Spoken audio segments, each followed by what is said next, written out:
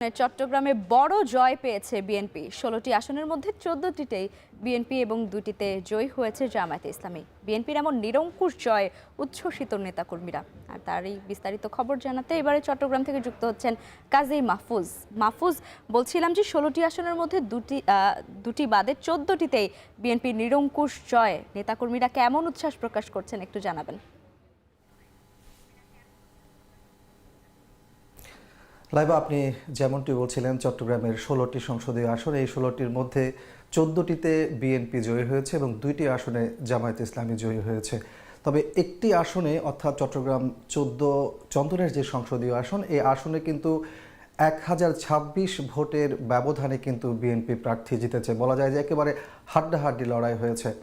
আর ভোটের হিসেবে আমরা দেখতে পাচ্ছি যে ১৬টি সংসদীয় আসনের মধ্যে বিএনপির প্রার্থী যারা বিজয়ী হয়েছেন তারা ভোট পেয়েছেন, এবং যারা বিজয়ী হয়নি সব মিলিয়ে তারা ভোট পেয়েছেন ১৮,০৫,০০০-এর মতো। বিপরীতে জামাত ইসলামীর ১৪টি আসনে তারা প্রার্থী দিয়েছেন, সেখানে তারা ভোট পেয়েছেন ৯,১৭,০০০-এর মতো। বলা যায় যে দ্বিগুণ বেশি ভোট পেয়েছে বিএনপির প্রার্থীরা।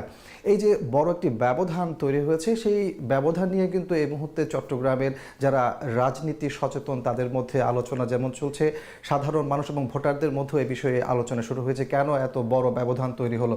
সেক্ষেত্রে আমরা দেখতে পাচ্ছি কয়েকটি কারণকে সামনে নিয়ে আসা হয়েছে। তার মধ্যে প্রথমে বলা হচ্ছে যে বিএনপি আসলে চট্টগ্রামে সকল শ্রেণী পেশার মানুষের মধ্যে যেভাবে যেতে পেরেছে, জামায়াত ইসলামী সেই জায়গাতে কিছুটা পিছিয়ে রয়েছে, এটি একটি কারণ হিসেবে ধরা হচ্ছে। দ্বিতীয় যে কারণটি আসলে এখানে দেখা হচ্ছে সেটি হচ্ছে চট্টগ্রামের অতীতে এই ১৬টি সংসদীয় আসনে কিন্তু বিএনপির প্রার্থীরা জয়ী হয়েছিল, যেখানে জামাতের কথা যদি আমরা বলি সেক্ষেত্রে তারা দক্ষিণ চট্টগ্রামে একটি আসনে জয়ী হয়েছে, সেটি একটি কারণ।